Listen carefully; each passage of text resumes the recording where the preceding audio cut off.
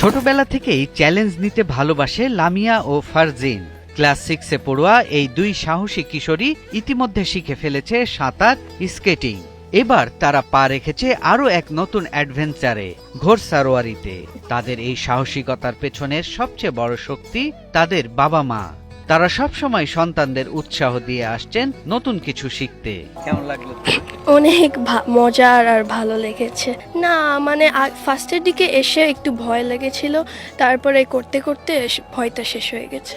আমার খুব পছন্দ হর্স রাইডিং, কারণ ঘোড়া এমনি একটা বন্ধুর মতো, মানুষদের সাথে খুব অ্যাটাচড হয়, কথা শুনে এরকমই। বাংলাদেশে দিন দিন বেড়েই চলেছে অ্যাডভেঞ্চার স্পোর্টসের প্রতি আগ্রহ।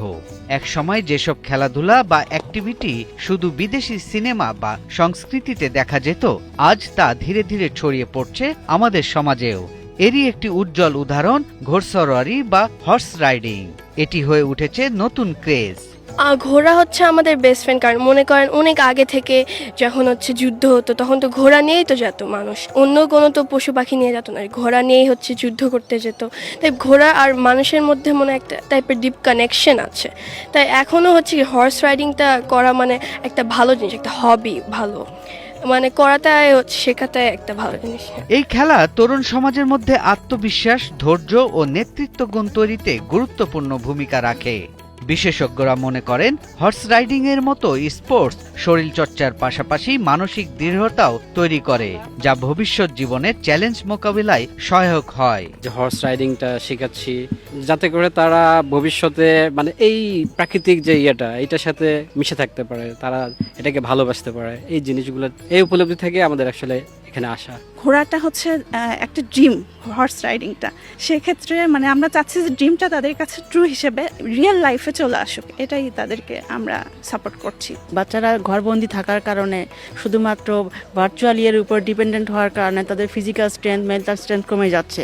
ফিউচারে তো যখন তারা মানে স্টুডেন্ট লাইফটাই শেষ না, তারা কর্মজীবন শুরু করবে, তখন তাদের আরও বেশি চ্যালেঞ্জ নিতে হবে। তো এক্ষেত্রে বাচ্চাদের যতটুকু সম্ভব, যে গার্জেনের পক্ষে আশেপাশে তাদেরকে বিভিন্ন রকম স্পোর্টস দেওয়ার যতটুকু সুযোগ থাকে আর কি, সেটাতে ইনভলভ করার চেষ্টা করা উচিত। পূর্বাঞ্চলে গড়ে ওঠা আধুনিক ও জনপ্রিয় একটি হর্স রাইডিং প্রশিক্ষণ কেন্দ্র, এটি দেশের প্রথম দিকের বেসরকারি হর্স রাইডিং একাডেমিগুলোর একটি, যা ইতিমধ্যেই রাইডিং প্রেমী তরুণ তরুণীদের কাছে পরিচিত নাম হয়ে উঠেছে।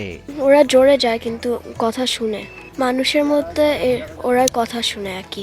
হ্যাঁ, অনেক ফ্রেন্ডলি, সবগুলো হর্সেস অনেক friendly. To join this place and since it's a very nice environment and has all the horse's and very flexible.